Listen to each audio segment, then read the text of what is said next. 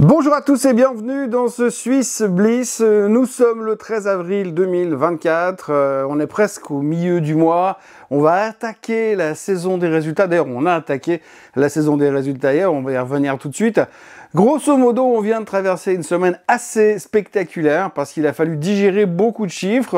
On les a interprétés comme d'habitude. J'ai beaucoup parlé d'interprétation cette semaine. Il faut retenir que l'un dans l'autre, l'inflation est sur sa tendance haussière, que si on cherche bien à l'intérieur des chiffres de l'inflation, il y a plein de choses qui pourraient nous montrer quand même le bout du tunnel. Mais je dis pourrait, bien sûr. Et quand on parle de bout du tunnel, on parle bien sûr de baisse des taux, de changement de cycle au niveau de la Fed. On a vu aussi que la BCE cette semaine a plus ou moins laissé entendre qu'elle était sur son chemin pour baisser les taux bientôt au mois de juin.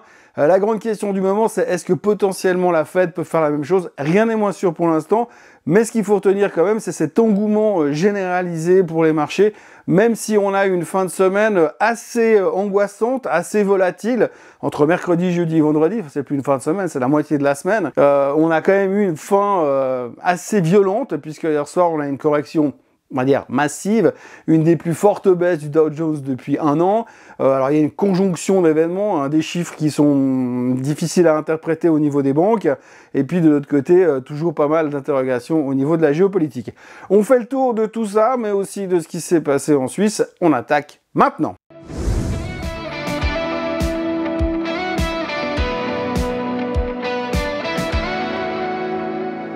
Donc la première chose, c'est CPI, PPI. Donc on l'a vu, CPI toujours tendance haussière, meilleur que les attentes, plus fort que les attentes.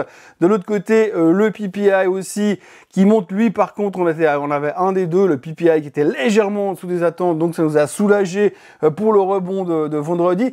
Et ce qu'il faut bien voir aujourd'hui, c'est qu'on est dans un marché qui est en train de changer de scénario. Alors on est monté jusque-là à cause de la baisse des taux à venir. Maintenant, la baisse des taux, on a bien compris qu'on allait la repousser, qu'elle venait pas tout de suite. Ça pourrait être probablement, là il y en a un qui parlait hier encore, et même ce matin de nouveau en décembre pour la première baisse des taux de la Fed. Donc on a mis de côté la thématique de la baisse des taux.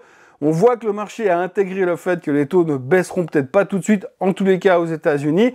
On le supporte plutôt bien pour le moment.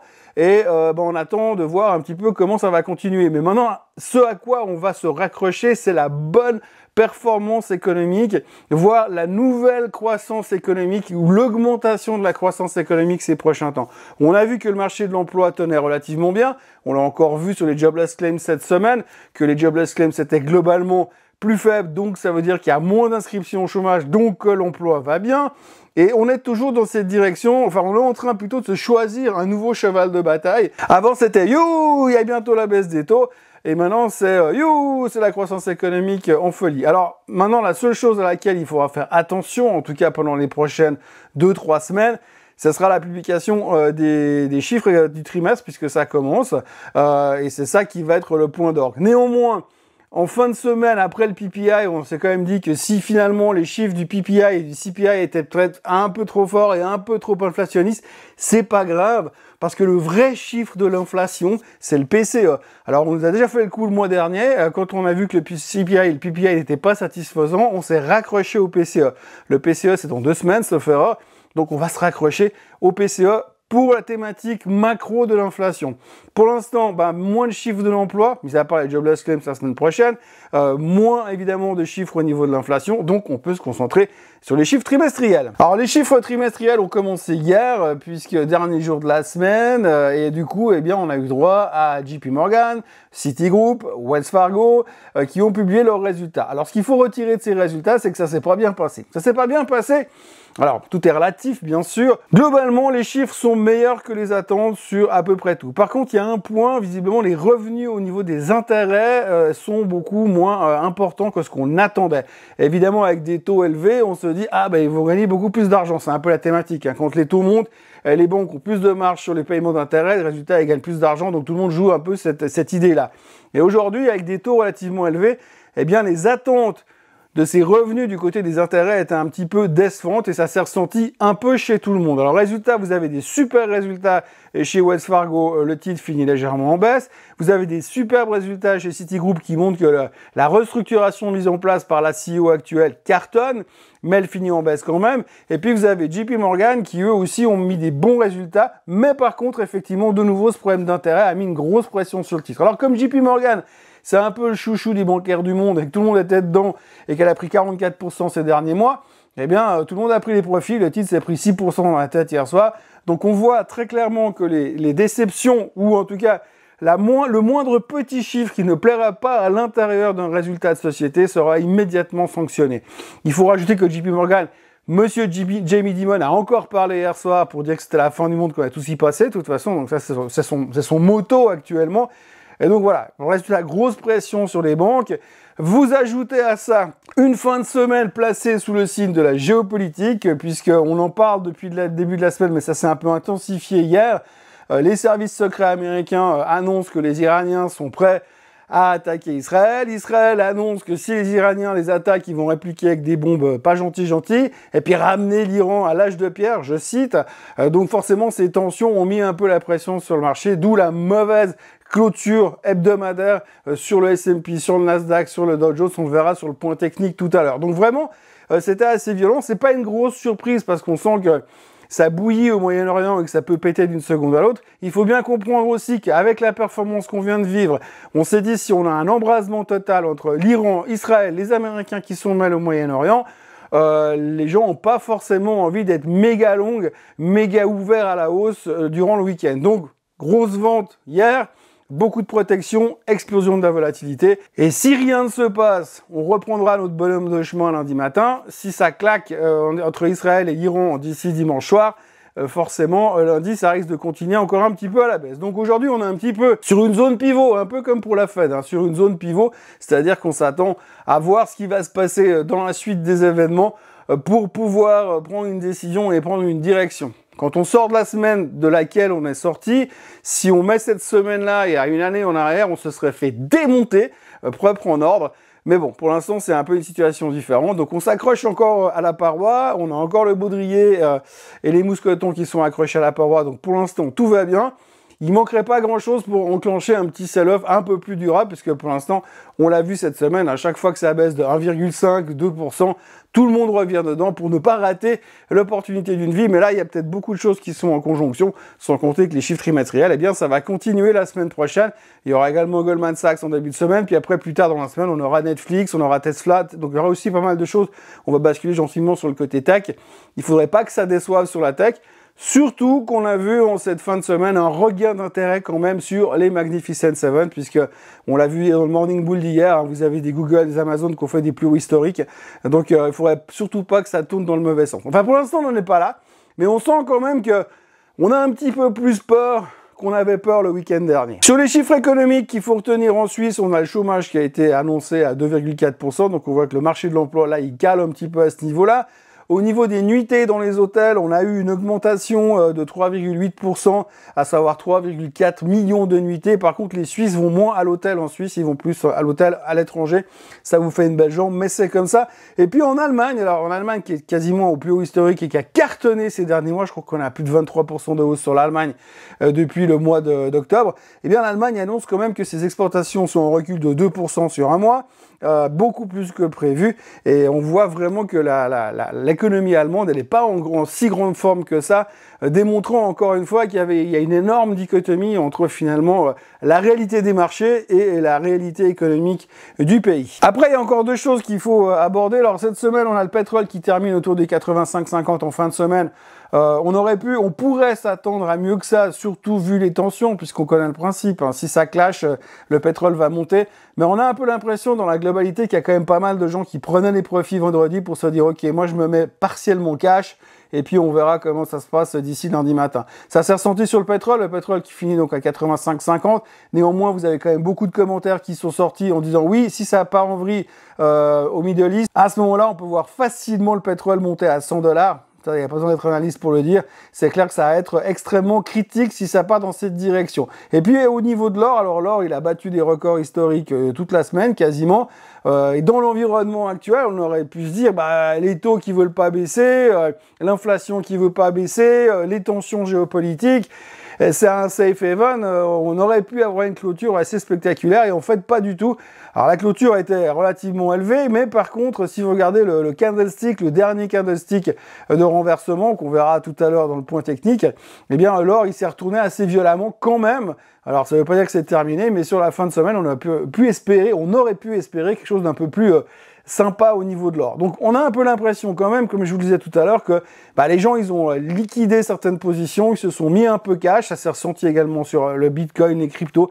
C'est comme si tout le monde se disait, bon, moi je ramène l'argent à la maison, et puis on verra bien ce qui se passe la semaine prochaine, et c'est vraiment justement le gros point d'interrogation qu'on a en ce moment, c'est que ça passera-t-il la semaine prochaine. La semaine prochaine sera donc très importante au niveau psychologique, au niveau tension géopolitique, au niveau publication des résultats, un petit peu moins au niveau macro, mais la macro, on a une autre dose, et on voit que pour l'instant, on arrive toujours à trouver une bonne solution, puisqu'aujourd'hui, le maître mot, et je crois que c'est ce qu'il faut garder de cette semaine, c'est que l'un dans l'autre, on a mis complètement de côté nos expectations, nos attentes de baisse des taux, en se disant, bah oui, un jour ça baissera, on verra bien quand, et puis on se concentre pour se rattraper sur quelque chose, sur la croissance économique. Sur la croissance économique, il faudrait juste pas que tout d'un coup on voit que la croissance économique, ça ralentisse aussi, et puis que les sociétés finalement déçoivent. On voit aussi que finalement on est très méfiant sur les résultats trimestriels, les analystes sont très prudents parce que les attentes étaient très hautes le trimestre dernier, mais on ne sait pas si ça va pouvoir matcher cette fois, et là aussi on aura un début de réponse concrète la semaine dernière. Il ne faut pas non plus croire que les publications des banques d'hier étaient forcément très représentatives du reste pour les prochaines semaines. Donc si l'on regarde les performances de la semaine, l'argent est en tête avec plus 2,4%. Le Nikkei qui s'en sort pas trop mal depuis les commentaires de la banque centrale japonaise qui ont dit qu'ils étaient prêts à se battre pour le yen.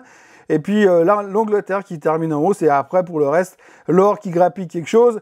Et puis pour le reste, eh bien, tout est dans le rouge, du Hang Seng en passant par le Dow Jones des transports, même le Bitcoin est dans le rouge.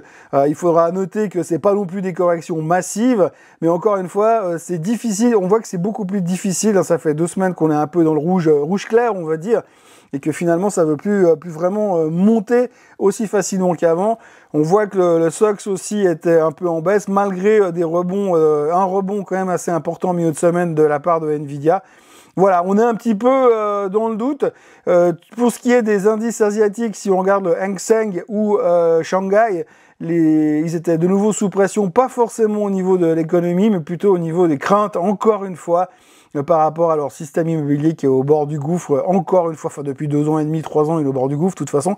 Mais l'un dans l'autre, on a quand même pas mal de doutes de ce côté-là. Puis vous voyez, prise de profit également sur l'Espagne, hein, moins 2% quand même. Le DAX baisse de 1,5%, il nous a pas habitués non plus. Et puis la Suisse, encore une fois, la Suisse termine en baisse de 1%, et vous verrez sur le graphique qu'on revient de nouveau en bas de la tendance.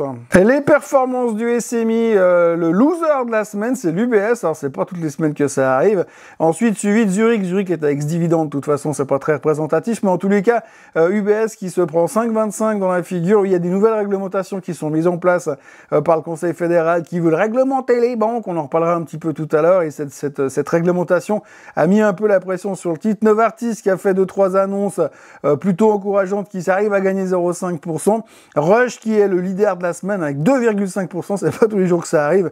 Pourtant, il y a eu des commentaires assez prudents sur Rush, voire pas super emballant, parce que pas parce que ça va mal, juste parce que finalement on n'arrive rien à attendre de Rush pour le moment, et les gens n'arrivent pas à se motiver pour se dire bah voilà, ça va bien finir par repartir parce qu'il y a ça et ça qui va arriver. On va retoucher 2 mots aussi également dans 5 minutes. On repart sur le point technique, vous le voyez, donc le SMI, alors on repart sur nos tendances qu'on avait l'autre jour. Donc on a quand même cette tendance de fond ici qu'on avait accélérée. Vous voyez ici, et ben on a recassé de nouveau. On est repassé en dessous, donc c'est pas une bonne nouvelle.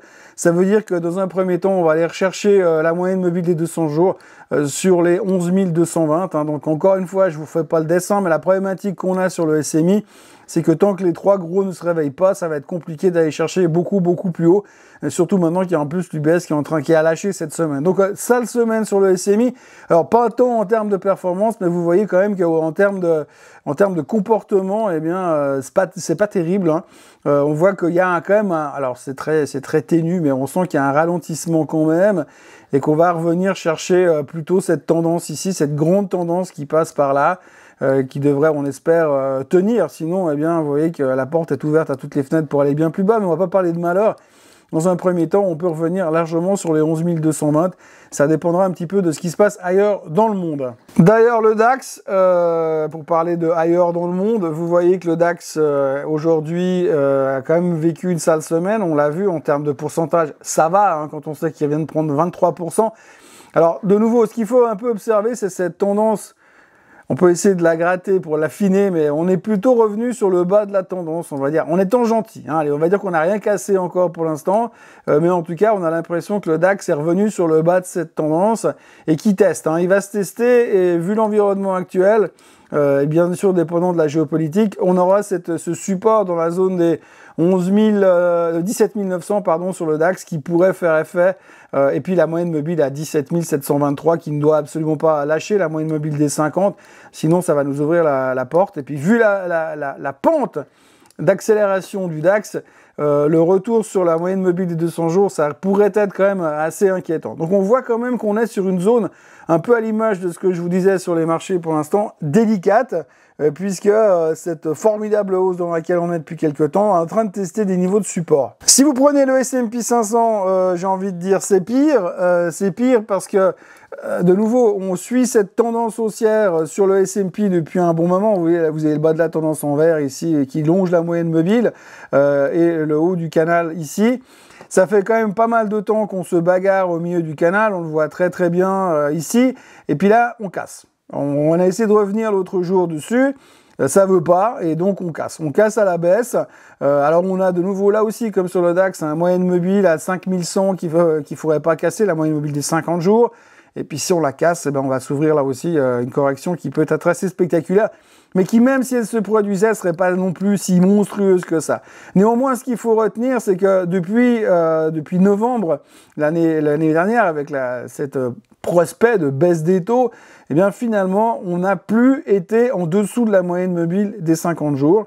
Premièrement, donc depuis le 3 novembre, on n'a plus jamais été en dessous de ce niveau, hein, cette moyenne mobile des 50 jours, c'était là. Et depuis là, on n'a plus jamais été en dessous. Maintenant, si on rentre là-dedans, évidemment que ça risque de se tendre. Hein. On a encore pas mal de marge. On peut revenir largement sur les 4800 qui correspond à l'ancien plus haut historique. Mais voilà, c'est un petit peu tendu au niveau du S&P. Après, la semaine dernière, on a eu pas mal de mouvements sur le Nasdaq. Le Nasdaq Composite, donc ça c'est le Nasdaq 100, mais le Nasdaq Composite a pété les plus hauts historiques avant de revenir, bien sûr. On voit aussi ici que le Nasdaq 100 a essayé lui aussi de revenir au plus haut historique, les plus hauts historiques qui se passent là, mais pour l'instant on n'a pas réussi. Et on finit la semaine au plus bas avec cette moyenne mobile là aussi qui peut poser problème. Je vous l'ai déjà montré la semaine dernière, le Nasdaq est en train quand même de faire un rounding top. On a un peu l'impression qu'il est un peu topiche et qu'il va falloir beaucoup plus pour essayer de le dynamiser à la hausse. Et le beaucoup plus passera probablement par les résultats des Magnificent Seven entre autres. Vous voyez que la semaine dernière, Amazon a fait un plus haut historique, Google a fait un plus haut historique, Apple a enfin rebondi 2 jours de suite parce que tout le monde est en train de devenir chaud patate sur Apple, entre autres Bank of America qui estime que depuis là, hein, depuis les 167, on a 28% de rebond potentiel à faire sur Apple. On parle de target ici à 210 qui l'amènerait au plus haut historique. Donc tout d'un coup, après avoir été détesté et délaissé pendant plusieurs semaines, Apple revient en odeur de sainteté et surtout a tenu ce support qu'on a ici. Donc ça, c'est plutôt une bonne nouvelle. Enfin, il a hésité longtemps, mais il a réussi à le tenir pour l'instant. Donc on voit qu'il y a un regain d'intérêt sur les Magnificent Seven.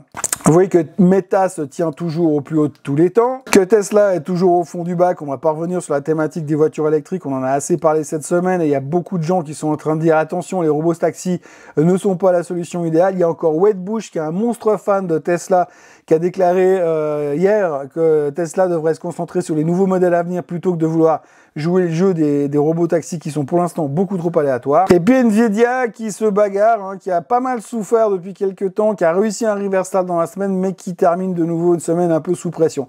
Mais de nouveau, la pression hier était surtout sur les grands noms les grands noms de la banque, hein, c'était principalement sur les bancaires que ça a tapé. Et sur le SOX, vous voyez, alors ça c'est le point intéressant qu'il va falloir observer ces prochains temps. Je vous conseille de tous les matins aller regarder le graphique du SOX. La raison principale, c'est que vous le savez, je vous l'ai répété à peu près 1 253 000 fois, que le Philadelphia Semiconductor Index était un indicateur avancé. Et l'indicateur avancé, quand il commence à montrer que ça lâche, ça lâche. Et quand vous regardez cette tendance haussière dans laquelle nous sommes depuis un bon moment maintenant, eh ben là, la tendance haussière qui passe par là, et la résistance qui est ici en haut, bah, vous voyez qu'on a fait une autre zone de consolidation et que là, on a cassé. Donc on termine la semaine, on a cassé la tendance pour la première fois, on clôture au plus bas, tout en bas, et la prochaine, c'est là. Moyenne mobile des 50 jours à 4699. Alors autant vous dire que si ça lâche, c'est ok, bon, il y a de la place, hein, il y a de la place parce qu'il y a des gaps à combler ici, il y a des gaps à combler ici, là. Donc si on descend jusque là, ça serait presque logique au niveau des 4000. Mais si on descend à 4000 sur le SOX, ça voudrait que le reste va se faire littéralement démonter. Donc ce sera un peu l'indicateur à surveiller ces prochains temps. Je prolonge un petit peu au niveau des graphiques, puisque on en parle beaucoup. Le pétrole, vous voyez que le pétrole est revenu. Alors on va zoomer parce que c'est vraiment très tendu en ce moment. Donc on a notre grosse ex-résistance qui est devenue support. Vous voyez qu'on essaye plusieurs fois de la taper, les 85,50. On est revenu clôturer violemment ici. Hier, on était quand même très très haut sur le pétrole en fin de journée montique à 87. 87 avant de relâcher en fin de semaine, comme si les gens, je voulais juste prendre les profits pour le week-end. Tant qu'on ne casse pas cette tendance, je pense que le pétrole peut largement repartir facilement chercher les 90 $. Tout le monde parle de 100 $ en cas de conflit au Moyen-Orient. Je pense que déjà 90 $, c'est déjà un premier pas assez intéressant. Et quand tout le monde sera convaincu que le baril va aller à 125, là, on pourra commencer à le shorter. Alors, vous le voyez, je vous le disais tout à l'heure, donc plus haut historique, ça c'est indiscutable. Par contre, ce genre de truc là, le candlestick de retournement en fin de semaine, juste la veille du week-end, franchement, on a connu des blessures infectées qui avaient l'air un peu mieux que ça. J'aime pas beaucoup quand ça fait ce genre de choses. Vous ajoutez à ça le fait que vous avez quand même un risque ici, le RSI qui est très très haut sur l'or, et que si on va regarder un peu historiquement, c'est pas tous les jours que le RSI est aussi élevé sur l'or, et qu'à chaque fois que le RSI est aussi élevé sur l'or, eh bien, on a ce genre de situation, hein, vous le voyez. Par exemple, là, on est très haut, au-dessus de la zone des 70, boum, correction. Ici, zone des 70, boum, correction. Ici, zone des 70, boum, correction. Ici, zone des 70, boum, correction. Alors, le truc qui est assez rigolo sur l'or, c'est qu'en ce moment, tout le monde vous dit « Alors, c'est bon, cette fois, l'or, il va à 3000, c'est cadeau, c'est super, c'est génial, c'est une valeur refuge. » Il faut savoir que beaucoup de gens ont beaucoup d'or et qu'aujourd'hui, peut-être il y a beaucoup de gens qui ont envie de prendre des profits et qu'à un moment donné, ça peut aussi revenir. Donc aujourd'hui, on est très haut sur l'or. Je ne dis pas que ça va redescendre à 1600, bien sûr.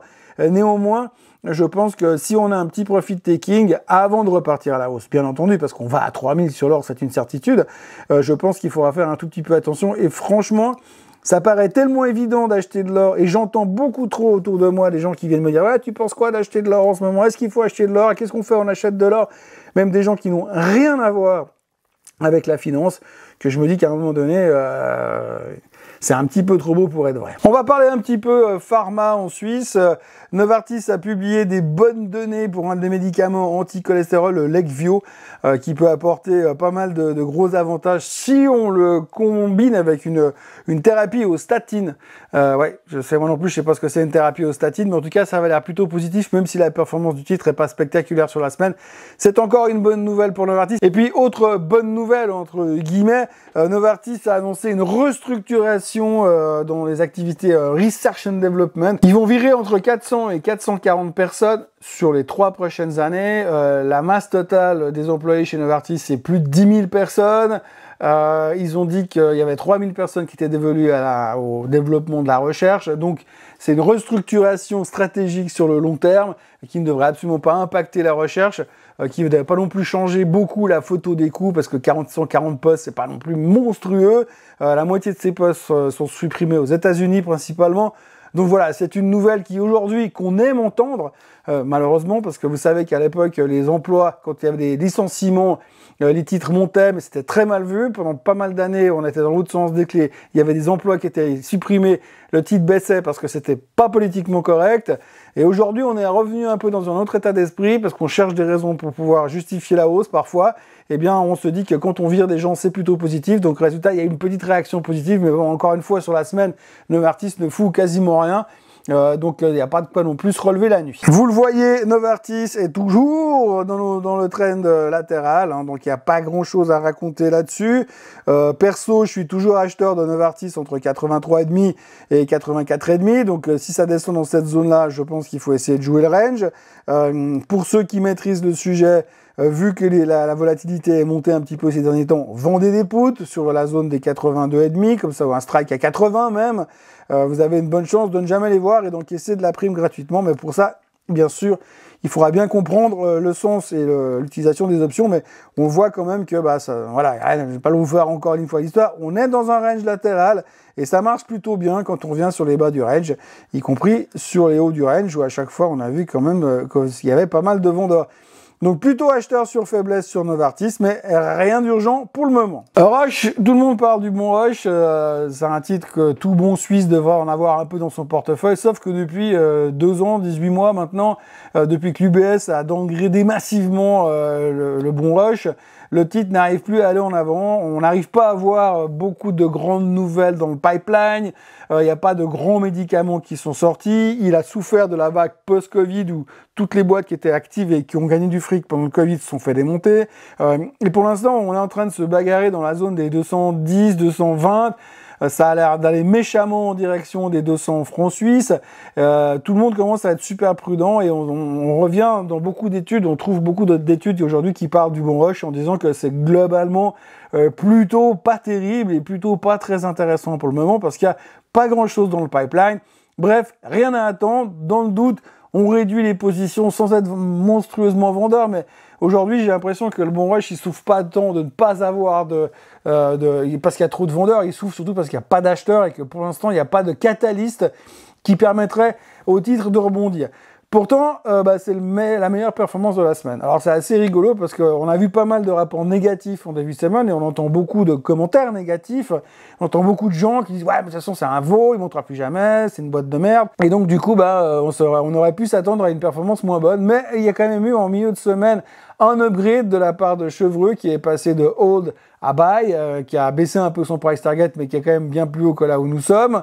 Et puis de l'autre côté, ils ont quand même obtenu, ils ont fait des grosses avancées sur un médicament pour dépister Alzheimer qui sont en train de développer avec Eli Lilly. Ça a un petit peu passé, j'ai envie de dire, pas très au front des grandes nouvelles, mais Alzheimer reste un des grands thèmes de la pharma mondiale en ce moment, un des grands thèmes où les grandes pharma investissent entre ça et l'obésité. Donc grosso modo, ça peut être aussi le départ de quelque chose. Alors je vais pas anticiper, on n'en est pas là. Néanmoins, Roche aura vécu une bonne semaine et c'est pas si fréquent ces derniers mois. Il fallait quand même le signaler. Voilà le bon Roche, vous l'avez sous les yeux à l'instant. Vous voyez effectivement, il y avait ce point bas que j'avais dessiné la dernière fois, qui passe par 225 à peu de choses près. C'est là où on termine plus ou moins la semaine. Ici, on a cassé en milieu de semaine, en début de semaine. Vous voyez beaucoup de négativisme, on est allé chercher les points bas autour des 218 et depuis on rebondit. Alors on va pas s'accrocher à ça, mais bon, les RSI sont bas pour l'instant, la tendance est baissière, on n'a toujours pas réussi à la casser, ce serait bien qu'on arrive à revenir une fois au-dessus de la moyenne mobile des 50 jours, mais enfin voilà. Pour l'instant, on a l'impression qu'il y a tellement plus rien à attendre du bon rush que finalement il va quand même falloir le surveiller et puis à un moment donné ça devrait quand même s'arrêter de baisser. Ça reste quand même, c'est pas une boîte qui est en faillite, c'est pas une boîte qui va dans le mur, c'est juste une boîte qui est en phase de restructuration et de reconstruction. Il faudra bien surveiller le point d'inflexion quand les choses vont commencer à changer. Barry Callebaut, chocolat. Alors je ne fais pas le dessin de la performance du cacao, forcément ça doit avoir un peu des impacts sur leur business. Ils ont annoncé cette semaine qu'ils avaient un affaissement, un effondrement de la rentabilité pour l'instant. Ils s'attendent pas à grand chose ces prochains temps, c'est pas hyper sexy. Pourtant, c'est assez spectaculaire parce que quand on regarde ce qui s'est passé sur l'annonce qui était plutôt dégueulasse, le titre a explosé. Le lendemain, il a tout perdu. Enfin, c'est assez volatile pour le moment, mais on sait pas trop quelle direction prendre pour Barry Callebaut. Néanmoins, quand on voit le ton du communiqué de presse qui a été fait cette semaine, c'est pas super motivant au niveau chocolat. Alors vous voyez que Barry Callebaut est bien évidemment au fond du bac de chez Au fond du bac depuis un bon moment. Sur l'annonce dont je viens de vous parler, vous voyez le graphique ici, on a explosé avant de tout reperdre vendredi. Et pour terminer finalement là où on était monté, quasiment au départ où on était chercher les plus hauts sur l'annonce. Donc on voit qu'on n'est pas tellement convaincu de l'avenir pour le moment. Et franchement, je pense qu'on attendait tellement des résultats pourris que finalement c'est l'effet du moins pire qui a permis à Barry Callebaut de nous afficher un rebond aussi spectaculaire cette semaine, mais on voit que c'est pas monstre convaincant pour la fin de la semaine. Je vous montre quand même celui-là parce qu'on en parle partout, hein. Tout le monde parle finalement de ce graphique, mais personne ne le voit vraiment régulièrement. On est à pratiquement 11 000 sur le cacao, c'est 10% chaque semaine bientôt. On a eu une phase de consolidation, je sais pas si on peut en tirer des conclusions, mais on a une phase de consolidation ici, et puis on a une nouvelle vague qui revient. Je sais pas où c'est que ça va s'arrêter, mais en tous les cas, je pense que les fabricants de chocolat aimeraient bien qu'à un moment donné, ça se calme quand même. Parce qu'on veut bien répercuter les marges sur la clientèle, mais quand même jusqu'à un niveau à peu près correct. Le jour où la plaque de chocolat vaut le prix du Château Pétrus, il faudra se poser des questions. Je vous montre le chart que vous voyez devant vos yeux à l'instant. C'est Doc Morris. Alors Doc Morris, vous connaissez, c'est cette fameuse boîte suisse pharmaceutique, enfin pas, plutôt pharmacie online suisse, dont tout le monde jouait la thématique de l'autorisation de l'ordonnance électronique en Allemagne pour booster ses revenus. Et ben la semaine dernière, ça a été approuvé. Résultat, Doc Morris s'est fait démonter de 8%. Comme quoi, des fois, celle de news, c'est pas mal aussi dans le genre. Donc vous voyez qu'il n'y a rien à dire au niveau du chart, mais le candlestick que vous voyez ici, cette baisse de 90, quasiment 97 jusqu'à 86, eh bien, cette baisse-là, c'est au moment où ils ont annoncé que finalement, ils avaient été approuvés par les autorités allemandes pour faire passer les prescriptions électroniques chez eux. Comme quoi, des fois, toute bonne nouvelle n'est pas bonne à prendre. Et cette semaine, il y avait une avalanche de dividendes qui étaient payés en Suisse. Donc, si vous avez plusieurs de vos positions qui se sont fait éclater, c'est pas forcément à cause du marché. Alors, il y avait des noms comme Zurich, bien sûr, on l'a vu, c'est une des moins bonnes performances, mais parce qu'ils ont détaché le dividende. Autrement, vous avez aussi Bossard, vous avez Calida, vous avez Forbo, vous avez Mobilezone, vous avez Autoneum, Fontobel qui a payé son dividende, Zug Estate, vous avez Galenica, et vous avez Schweiter, entre autres, et puis bien sûr, la Zurich, toute cette équipe a payé ses dividendes cette semaine. Et puis, on a eu une annonce en cours de semaine au niveau des bancaires, au niveau de l'UBS, des bancaires, mais finalement, c'est bientôt au singulier, des grosses banques. La seule grosse banque, c'est l'UBS, de toute façon, donc voilà. Vous savez pourquoi. Le Conseil fédéral est en train d'édicter des nouvelles règles pour que finalement, il y ait une certaine équilibre, transparence, respect de la concurrence dans le système bancaire suisse. Enfin bref, ça n'a pas trop plu à l'UBS. Julius Baer a mieux tenu, mais en même temps, c'était plus dirigé contre l'UBS pour pas qu'il soit dit que le Conseil fédéral, après avoir approuvé une fusion qui était au niveau de la concurrence plutôt aléatoire, ne fait rien. Donc en gros, ça veut dire qu'ils vont être vraiment contrôlés très attentivement sur ce qu'ils vont faire. Alors allez savoir pourquoi le titre a pris une claque là-dessus. Donc on vous dit, vous allez être contrôlé attentivement sur toutes vos activités, bam, le titre il baisse. Mais en même temps, si on part du principe que vous faites tout juste, il n'y a pas de raison de se poser de questions, hein. C'est comme si vous dites j'ai peur de la police, mais je respecte toutes les lois sur la route, bah il peut rien vous arriver a priori. Donc il n'y a pas non plus raison d'avoir peur. Si vous avez peur, c'est que vous avez un truc à vous reprocher. Donc en gros, la baisse du titre, c'est plutôt une réaction épidermique qui ne fait pas grand sens, parce que tant que tout va bien, le Conseil fédéral va pas tomber sur le dos de l'UBS. Et puis vu le coup de main qu'ils leur ont donné il y a 1 année et demie, ça m'étonnerait qu'ils viennent leur tirer dans les pattes maintenant. Mais néanmoins, l'annonce n'a pas plu, le fait qu'on vienne un petit peu trop gratter dans leurs affaires, ils mettent le nez dans leurs petites affaires personnelles, ça ne plaît jamais à une banque, ce genre de choses. Donc voilà, petit coup de pression sur l'UBS, mais en même temps, quand on voit la performance du titre ces derniers temps, il n'y a pas de quoi s'inquiéter plus que tant. Pas de quoi s'inquiéter plus que tant, surtout parce que pour le moment, l'UBS, ils n'ont rien à se reprocher. Ils font tout juste. Ils sont juste gourés sur le calcul de l'intégration du Crédit Suisse, mais autrement, ils font tout juste. Mais ils n'ont rien à se reprocher. Donc, tout va bien. Sur le graphique, vous voyez que l'UBS s'est fait, voilà, donc il y a que vous dire de plus. L'annonce du Conseil fédéral n'a pas plu. Résultat, le titre, il était quasiment au plus haut de ces dernières années. Boum, 28, descendu à 26,35. Comme ça, à l'œil, on dirait qu'il peut encore aller chercher un petit peu plus bas avant de trouver des points d'entrée de nouveau, mais ça va pas aller bien loin. Je pense qu'autour des 25,50, les gens vont commencer à regarder de nouveau l'UBS pour savoir si ça vaut peut-être pas la peine de remettre les pieds à l'intérieur. Et puis, si vraiment ça tient pas, on va aller chercher la moyenne mobile des 200 jours. Mais franchement, si on regarde, la dernière fois qu'on était sur la moyenne mobile des 200 jours, c'est dans toute la phase d'approbation, enfin d'acceptation ou d'intégration, du début de l'intégration du Crédit Suisse ici. Et depuis, on est remonté pour des raisons qui sont bien différentes, parce que la performance va être exceptionnelle, parce qu'ils ont gagné beaucoup d'argent. Donc je vois pas pourquoi ils reviendraient sur les 23. Donc autour des 25, 50, 25, l'UBS devrait être un titre à observer pour jouer un rebond à court terme. Voilà ce que l'on pouvait dire de ce marché boursier en Suisse et dans le monde. J'ai certainement oublié plein de choses parce qu'il se passe beaucoup de choses individuellement à l'intérieur des marchés. La semaine qui nous attend va être placée sous le chiffre des résultats trimestriels. Il y aura beaucoup de monde, comme vous pouvez le voir affiché sur vos écrans. Beaucoup de monde qui vont publier les résultats aux États-Unis. L'interprétation, comme pour les chiffres macro, sera très très importante ces prochains jours, bien évidemment. Et puis surtout, la géopolitique prend de plus en plus d'importance, même si pour l'instant on a voulu la garder à l'écart. Vendredi, on a senti qu'il y avait quand même un tout petit peu de peur qui revenait de ce côté-là. Alors bien évidemment, si lundi matin on se réveille et que rien ne s'est passé, on reprendra nos bonnes vieilles habitudes d'investisseurs en disant on va surveiller d'un œil. Mais je crois surtout sur ce qui s'est passé en toute fin de semaine, c'est que les gens n'avaient pas envie de passer le week-end avec une épée de Damoclès au-dessus de la tête. Voilà ce que l'on pouvait raconter en ce samedi matin. Je vous souhaite un excellent week-end qui a priori devrait être pas mal du tout. Faites bien gaffe à la cuisson de la côte de bœuf, respectez bien le timing pour pas avoir un truc trop grillé. Et puis moi je vous encourage à vous abonner à la chaîne Suisse Côte en français, à liker cette vidéo, à commenter la vidéo si le cœur vous en dit. Si j'ai 5 minutes entre deux barbecues, je viendrai commenter également. Et autrement, je vous retrouve lundi matin pour le Morning Bull Live comme d'habitude. Merci d'avoir été avec moi en ce week-end ensoleillé et à tout bientôt. Bonne journée. Bye bye.